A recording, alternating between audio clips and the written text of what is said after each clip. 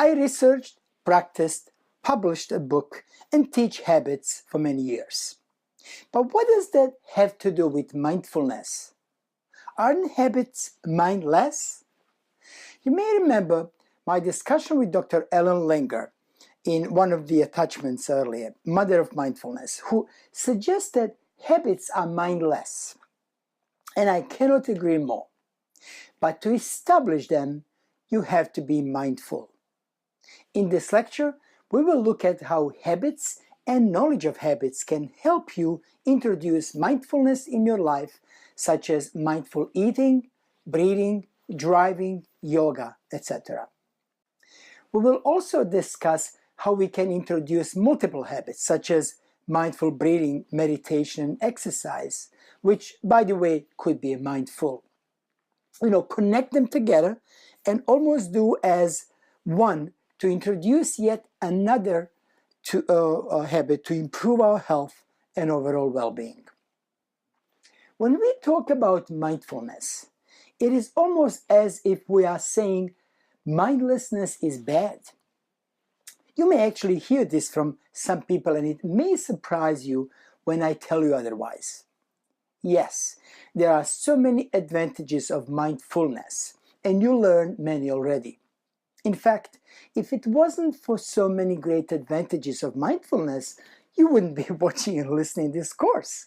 And I wouldn't be spending so much time creating lectures, teaching mindfulness workshops, etc.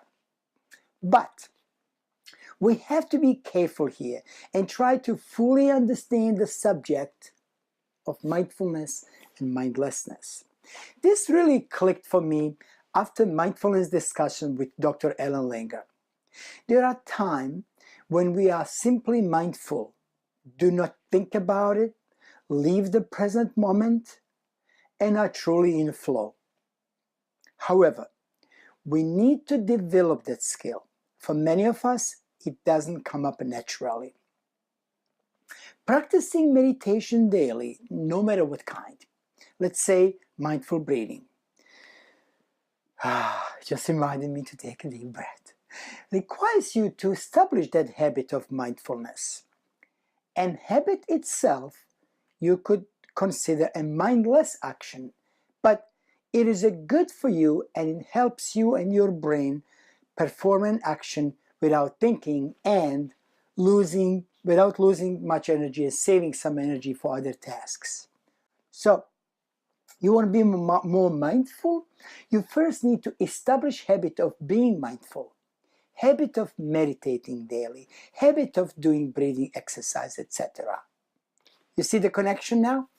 I have never seen this before, that somebody explains clearly, connection between mindfulness and mindlessness. Now, I'm going to share with you some work from my Habits and Happiness book and research. So in the following few minutes, I will discuss how to create a habit of meditation and mindfulness. In my habits program, I go deep in how to create habits, but here I will focus on some specific meditation habit. You could see in my habits program, if you want to go deeper into establishing and learning habits, please check my other program.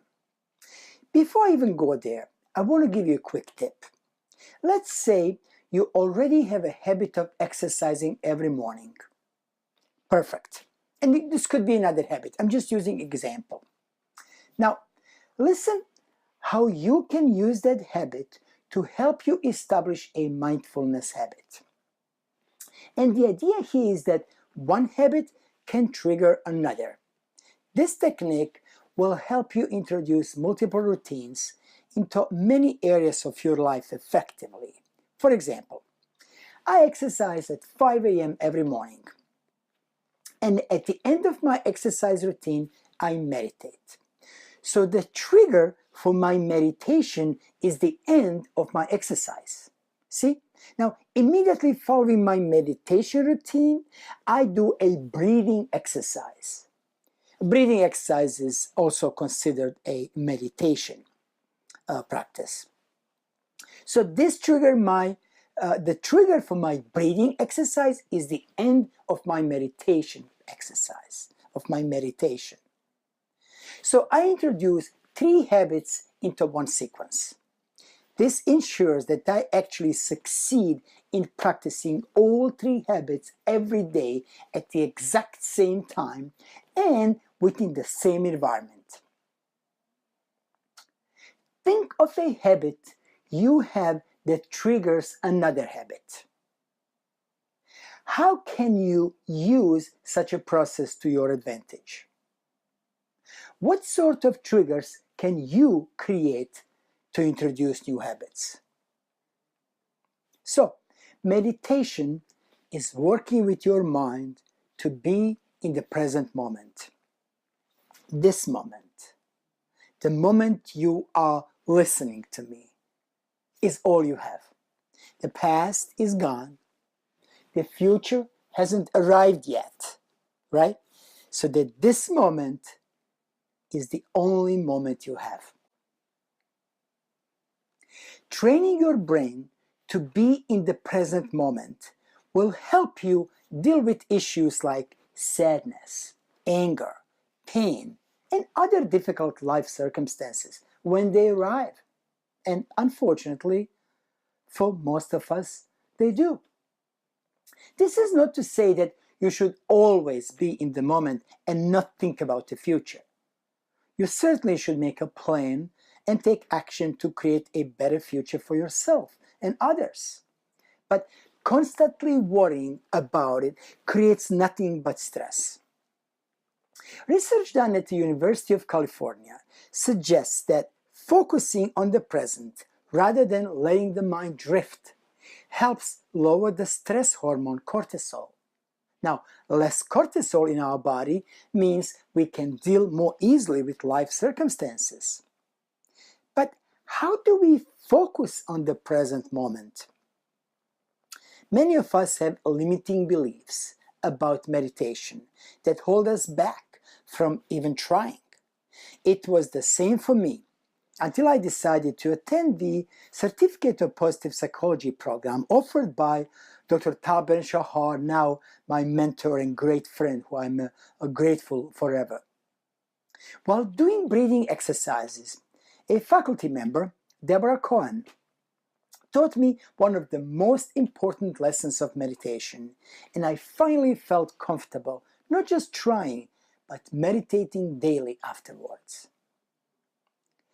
Regardless of the type of meditation you are doing, unwanted thoughts will come to your mind. Now, as long as you are aware of these thoughts, you are being mindful and meditating. So observe the thoughts and then return to the chosen focus. Again, as long as you are aware of the thoughts, so what's going to happen is the mind will drift, you will catch it, observe the thought, come back to your focus. So if the same or similar thoughts return, it's okay. Again, as long as you're aware of the returning thoughts, you are being mindful and you are meditating. All you need to do is observe them again, continue your meditation. And just like with anything else in life, the more you practice, the better you become. Remember that Carnegie Hall in New York and the violinist?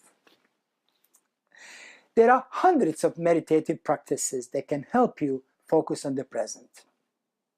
Regardless of the kind you practice, another important fact to keep in mind is that there is no right or wrong way of meditating. This is so important. There is no right or wrong way of meditating. Mindful eating, walking, and breathing we discussed earlier is just type of meditation. There, we focus on the object, so eating, walking, breathing. Since the activity can be considered meditation, we can mindfully focus on any daily activity. In her book, How to Meditate, a practical guide to making friends with your mind, Pema Chodron recommends meditating during your daily activity, such as brushing your teeth. We talked about this earlier. So that becomes the focus of your attention.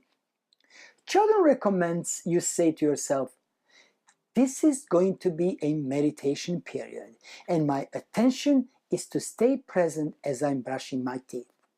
When my attention wanders, I'm going to bring it back to brushing my teeth. To make it even more powerful, combine this meditation habit with what I teach in another program. Brush your teeth with a non-dominant hand. Now, this way you will improve your willpower, because the research shows if you brush your teeth with non-dominant hand for at least 21 days, and I suggest 30, you will increase your willpower. So you will improve your willpower and start a new meditation habit at the same time. Now, think about what you can do to introduce some kind of meditative practice into your life.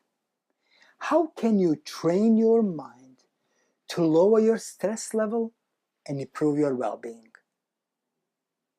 See you in the next lecture.